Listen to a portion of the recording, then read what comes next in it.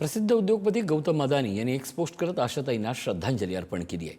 अभी न जाओ छोड़कर के दिल अभी भरा नहीं। आशाजींना निरोप देण्यासाठी भारताचं मन कधीच तयार नव्हतं, अशा शब्दात त्यांनी आपल्या भावना व्यक्त केल्या आहेत। ते आपल्या मागे एक असा अमर वारसा सोडून गेले आहेत,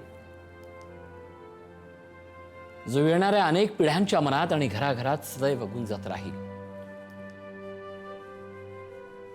भावपूर्ण श्रद्धांजली आशाजी।